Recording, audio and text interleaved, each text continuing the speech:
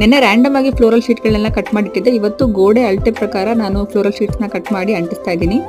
ತುಂಬಾ ದೊಡ್ಡ ಶೀಟ್ಗಳಿತ್ತು, ಅದನ್ನೆಲ್ಲ ಚಿಕ್ಕ ಚಿಕ್ಕದಾಗಿ ನಾನು ಕಟ್ ಮಾಡಿದ್ದೀನಿ. ಯಾಕಂದ್ರೆ ಅಷ್ಟು ದೊಡ್ಡ ಶೀಟ್ನ ನಾನು ಏನಾದ್ರು ಪೇಸ್ಟ್ ಮಾಡೋದಕ್ಕೆ ಹೋದ್ರೆ ಅದು ಭಾರ ತಡೆಯಕ್ಕಾಗದೆ ಸೆಲೋ ಟೇಪ್ ಕಿತ್ಕೋಬಹುದು ಅಂತ ನನ್ನ ಅನಿಸಿಕೆ. ಅದಕ್ಕೆ ಇವಾಗ ಒಂದು ಗೋಡೆಗೆ ಚಿಕ್ಕ ಚಿಕ್ಕದಾಗಿ ಕಟ್ ಮಾಡಿರುವಂತಹ 3 ಫ್ಲೋರಲ್ ಶೀಟ್ಸ್ ನ ಅಂಟಿಸಿದ್ದೀನಿ. ಎರಡೆರಡು ಸರಿ ಸೆಲೋ ಟೇಪ್ ಹಾಕಿ ಅಂಟಿಸಿದ್ದೀನಿ, ಯಾಕಂದ್ರೆ ಅದು ಬೀಳ್ಬಾರ್ದು ಅಂತ. ನೆಕ್ಸ್ಟ್ ಇವಾಗ ಸ್ಟೋವ್ ಇಡುವಂತ ಜಾಗದಲ್ಲಿ ಫ್ಲೋರಲ್ ಶೀಟ್ಸ್ ನ ಅಂಟಿಸ್ತಾ ಇದ್ದೀನಿ. ಸ್ಟೋವ್ ಇಡುವಂತ ಜಾಗದಲ್ಲಿ ಇನ್ನೂ ಪರವಾಗಿಲ್ಲ, ಈಸಿಯಾಗಿ ಫ್ಲೋರಲ್ ಶೀಟ್ಸ್ ನ ಅಂಟಿಸಿದ್ವಿ. ಅದ್ರ ಚಾಲೆಂಜ್ ಏನಪ್ಪಾ ಅಂದ್ರೆ ಅದ್ರ ಪಕ್ಕದಲ್ಲಿ ವಾಶ್ ಬೇಸಿನ್ ಇದೆ, ಅಲ್ಲಿ ಅಂಟಿಸೋದಕ್ಕೆ ಸ್ವಲ್ಪ ಕಷ್ಟ ಆಯ್ತು.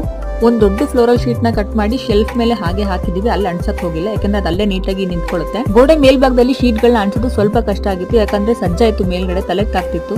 ವಾಶ್ ಬೇಸಿನ್ ಮೇಲ್ಗಡೆ ಒಂದು ಎಲೆಕ್ಟ್ರಿಕ್ ಬೋರ್ಡ್ ಇದೆ, ಅದ್ರ ಮೇಲೆ ಏನೋ ಹಾಕೋದಕ್ಕೆ ಹೋಗಿಲ್ಲ, ಯಾಕಂದ್ರೆ ಅದ್ರ ಮೇಲೆ ಏನಾದ್ರು ಆರ್ಟ್ ವರ್ಕ್ ಮಾಡಿ ಹಾಕೋಣ ಅಂತ ಅನ್ಕೊಂಡಿದೀನಿ. ಹಾಗಾಗಿ ಅದನ್ನ ಅಲ್ಲೇ ಬಿಟ್ಟಿದ್ದೀನಿ ಹಾಗೇನೆ. ಎಲೆಕ್ಟ್ರಿಕ್ ಬೋರ್ಡ್ ಹತ್ರ ಶೀಟ್ ಅಂಟಿಸಕ್ಕೆ ಸ್ವಲ್ಪ ಕಷ್ಟ, ಯಾಕಂದ್ರೆ ಫ್ಲೋರಲ್ ಶೀಟ್ ಗಳನ್ನೆಲ್ಲ ಇನ್ನೂ ಸಣ್ಣ ಸಣ್ಣದಾಗಿ ಕಟ್ ಮಾಡಿ ಅದ್ರ ಅಳತೆ ಪ್ರಕಾರ ಅಂಟಿಸಬೇಕಿತ್ತು. ಶೀಟ್ ಗಳನ್ನೆಲ್ಲ ಅಂಟಿಸುವಂತ ಕೆಲಸ ಮುಗಿದಿದೆ. ನಾಳೆನ ಡೆಕೋರೇಷನ್ ಸ್ಟಾರ್ಟ್ ಮಾಡ್ತೀನಿ, ಅದನ್ನ ನಾಳೆ ವಿಡಿಯೋದಲ್ಲಿ ಅಪ್ಡೇಟ್